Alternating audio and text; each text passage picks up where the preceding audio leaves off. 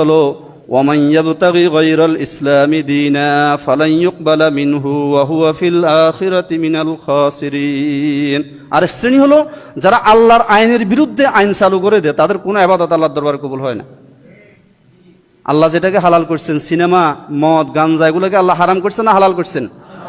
এই হারামকে যারা হালাল করে দেয়, এই হালালের পক্ষে যারা সমর্থন দেয়, আল্লাহর আইন বিরোধী আইন যারা চালু করে, যারা সমর্থন করে, এই আইনের পক্ষে যারা স্লোগান দেয়, এই আইনকে যারা পছন্দ করে, এই জাতীয় কোনো লোকের ইবাদত আল্লাহর দরবারে কবুল হবে না। কোরআন শরীফ আল্লাহ নিজে বলছেন, তোমার কিসের ইবাদত? তুমি তো আল্লাহর দুশমন, তুমি তো আল্লাহর সাথে ফাইট করতেছো। তুমি বলতেছো এই যুগে আল্লাহর আইন চলে না, তোমার আইন চলবে, তোমার বাবার আইন, দাদার আইন, স্বামীর আইন, ব্রিটিশের আইন, অতের আইন, হেতের আইন, এগুলো চলবে। তোমার কাছে আল্লাহর আইন ভালো লাগতেছে না। নাউজুবিল্লাহ বলেন।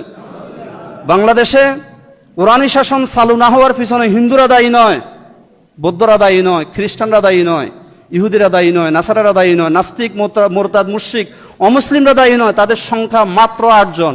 100 জনে 8% হলো অমুসলিম, বাকি 92% হলো কি মুসলমান। তো মুসলমান তো ইসলামের পক্ষে নাই, কোরআনের পক্ষে নাই, আল্লাহর পক্ষে নাই, রাসূলের পক্ষে নাই, সব সাম্রাজ্যবাদীদের পক্ষে, জালেমদের পক্ষে কথা বলতেছে সবাই, ঠিক কিনা বলেন?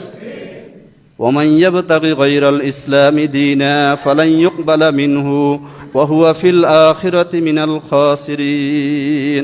আপনারা বাড়িতে গিয়ে এই আয়াতগুলো দেখবেন, সূরা আলে ইমরানের 85 নম্বর আয়াত, আমি আয়াত সহ বলে দিচ্ছি।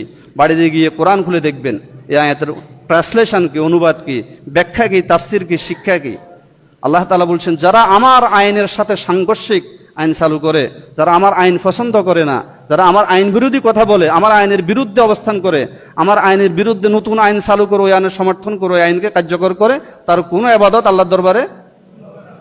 তোমার কিসের ইবাদত? তুমি তো আল্লাহর দুশমন, তুমি তো আল্লাহর সাথে ফাইট করতেছো, আল্লাহকে বৃদ্ধাঙ্গুলি দেখাচ্ছ যে আল্লাহ তোমার আইন আমি মানি না, আমার ব্রিটিশের আইন চলবে, আমার বাবার আইন, দাদার আইন, স্বামীর আইন, এগুলো চলবে, আমাদের আইন চলবে, আমাদের মন মস্তিষ্ক প্রসূত জ্ঞান দিয়ে আমরা যে আইন চালু করবো এটাই চলবে। নাউজুবিল্লাহ বলেন।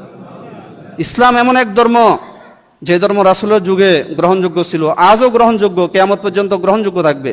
এটা কখনো গ্রহণযোগ্যতা হারাবে না।